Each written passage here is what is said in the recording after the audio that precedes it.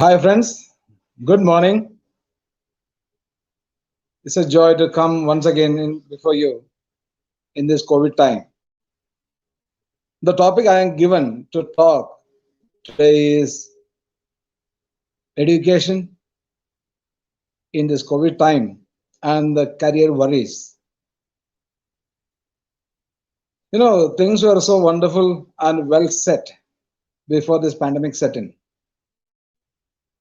The education was in full swing, exams were held in time, placements were taking place, and a lot of employment. But as the pandemic set in, maybe in the month of March, all things went for a toss. Suddenly, the employment, the business, the industrial production, the economy, tourism, travel, and even education, everything got stuck. And in a way, suddenly everyone thought, now what? What will happen to the economy?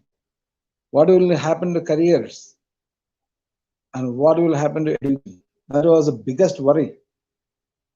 The educators, the teachers, they understood that time is precious and time is very limited. We cannot let time pass just like that. So they decided to make sure that time is made use of. And immediately they went on online mode. Initially, the teachers who were unaware of all the techniques of online teaching went on to WhatsApp, and then slowly they understood that WhatsApp is not the best. They are not able to communicate the best to the students. Then they changed to YouTube videos. And again, as the schools did not get opened in the month of July 2020, the teachers understood that, the management, the educators understood that we need to move on to better solutions and save the year for the students. And then immediately they went on to Google Classroom, went on to Microsoft Team, some of them went to a number of other platforms which were available in the market, and trained the teachers. Teachers who never knew how to make even a PDF file, who never knew how to open a PDF file, who never knew how to upload a video on the YouTube, how to upload a question bank. Suddenly they became experts. They tried and practiced and learned from their colleagues and from the resource persons available, and kept the momentum going. The teachers who were teaching for 20, 25 years without even a mobile phone, not even knowing how to operate a laptop, suddenly became techno-savvy. And they began to interact with the students online, interface, platforms they chose. And students began to feel at home. Once again, they felt, yes, we are in connect with our teachers. And many students took advantage of this wonderful platform, though they were confined to their rooms, in their homes.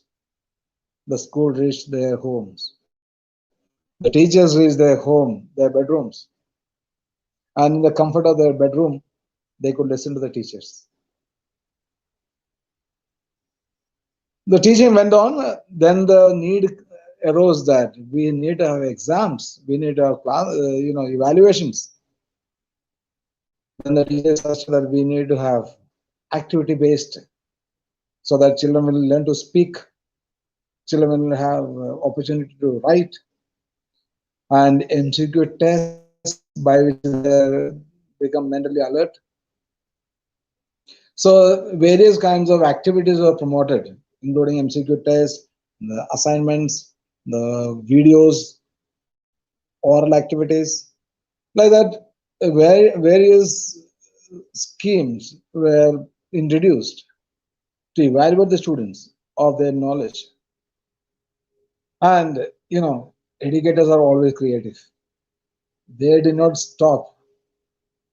They wanted to have more activities. They said we need to have normal kinds of activities like fancy dress.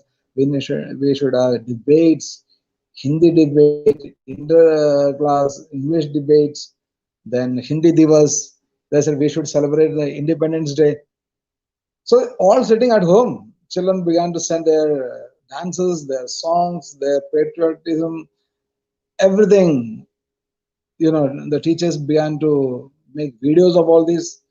They became really, technically very sound and prepared various kinds of celebrations, editing and joining and deleting so many videos and audios.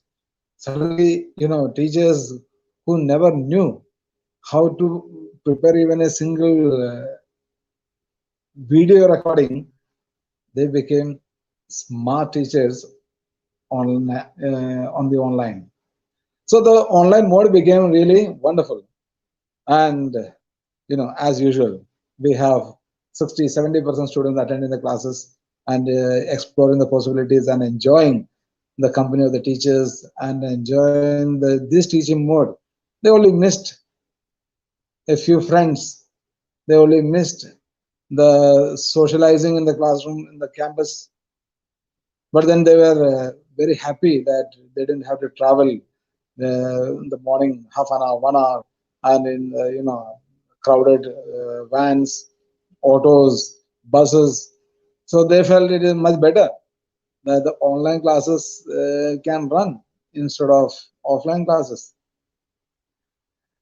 Then at the same time, then as time passed, children began to get bored. They said, "Yeah, roj, online," and on a set time, teachers come and teachers continue their blah blah blah, and the students started getting bored about that. They said, "We need something different. We need something more enterprising, more exciting." So, even I'm so happy to inform that some of our teachers prepared a wonderful farewell, online farewell for our class 12 students. Every one of them was handed over a memento, the selection of the Anselm boy, the best Anselm girl, the Anselmate of the year. All these selections were done and announced and given e-certificates. So like that, there were so many interesting events happened. But at the same time, we need to know that there are a number of drawbacks for these online classes. Drawbacks, first of all, mobile. Children were so happy because a mobile, a laptop, a tablet, which they were looking and they were asking their parents and fighting for, which the schools forbid them to bring to school. Suddenly it is given to them as a toy. And when you get a mobile with the internet facility and the sites available on the YouTube, children get enamored of so many things. A few drawbacks of online. First of all, children forgot that they need to write things. So they began to spoil their handwriting because they didn't write. For many months together, they didn't write at all anything. Though the question bank was sent by the teachers to be transferred to the copies, since there was no checking, the children didn't write and their handwriting went for a toss. So they lost out on their handwriting. After that, we have a difficulty of children surfing on many unwanted and unnecessary sites, and one of the most dangerous site is video games, and children get addicted to it.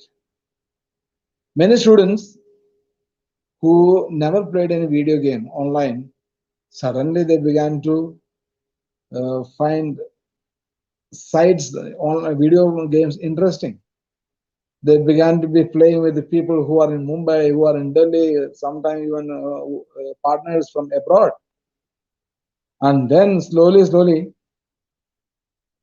it began to empty their pockets because they used to be playing, they get some peanuts as rewards, but then most of the time they used to lose a lot of money. Their bank accounts became empty. Then they began to rob and steal money from their parents, and they got addicted to video games. And sometimes they, even in the night, they keep shouting, kill him, or shoot him, kick him.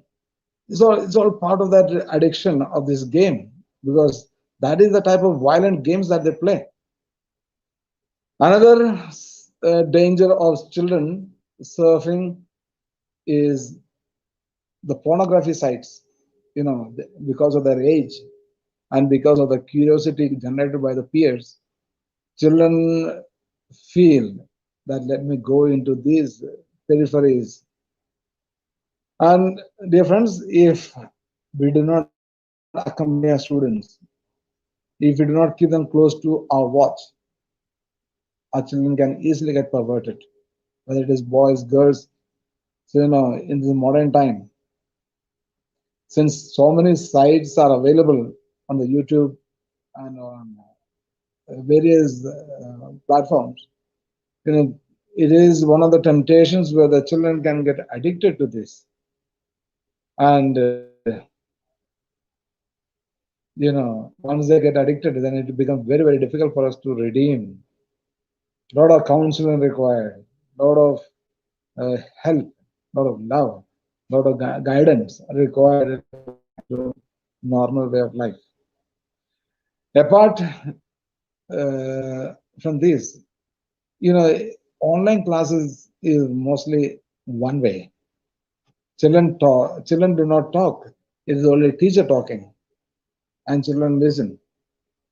And very many times the children do not understand what the teachers talk, and they get stuck. And a lot of times, the children are not able to clarify their doubts, and especially in mathematics, in science, the parents say that my child couldn't do well in the exam because they have not understood the concepts well. So the one-way communication harms understanding of the concepts. Then another thing is the evaluation, the exams. When it is online, the children have a lot of possibilities of doing cheating. A lot of cheating is done in the online exam evaluations. And very many times, even the parents, even the elders are culpable of not accompanying the students when they're doing the exams. Or some of them are there who even collaborate with them, thinking that they will score a few extra marks. My dear parents, education is a collaborative activity of the teachers and the parents. And when it is online, it's all the more that the teachers and the parents have to collaborate and conduct the activities, especially the evaluation time. We may teach the child to get a few extra marks or help the child to get a few extra marks by cheating. But ultimately, probably we are failing to instill the values of life into them. Because with the small things that they'll do, they may really uh, be encouraged to get into bigger mistakes, bigger faults, and bigger cheating, and finally they may end up as big frauds. So I would regret to say that some of us do help the children to do cheating in the exam, help them to go perverted. to get a few extra marks. So these are the real difficulties of online teaching and learning. Now, as we go further, we have many now career worries. When you think of career worries, the basic thing is what we see in this lockdown. Many students come out of their professional study after their professional studies from the colleges, the engineers, the management studies, the graduates, the postgraduates. So there are many students coming out, but then the entire 2020 there wasn't any opportunity for them for placements. Now, since the pandemic continued to 2021, the batch that comes out of these colleges in the year 2021, they too suffer from lack of placements, lack of recruitments. So, a student, if he does not get a placement as he moves out of the professional college, it's again for them what next? The question that they have to face in their life is what next?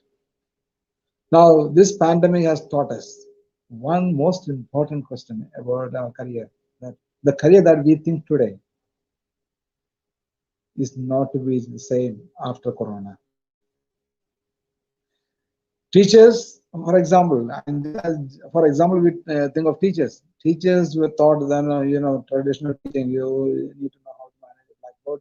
You need to know how to explain in the class. But suddenly, this Corona has converted them or pushed them to be teachers who are technically sound and techno savvy, and they had to learn all these techniques of online teaching. Not only in teaching field, in every field, things are different. So the skills that you acquire in a school, whether it is IT techniques, IT qualifications, and even the practicals that you do, science, chemistry practical, physics practical, bio practicals. These days the students have a lot of tendency to bypass the school in higher classes, senior classes, and go for dummy schools, and they lose the great opportunity of learning through the practicals. Practicals help you to understand the chemical reactions. Practicals help you to understand the basics of practice help you to understand the basics of the principles. Every principle is explained through the practical, and if you miss these practicals, you may never get the opportunity to do these practicals and be skilled. So, in a way, if you want a career, do not think of acquiring something special outside. Rather, we need to equip ourselves from the opportunities that are given to us in the school or the colleges. If you are not equipped with the skills, probably we may not be able to do anything. The the personal skill and the passion, it is that will make you successful.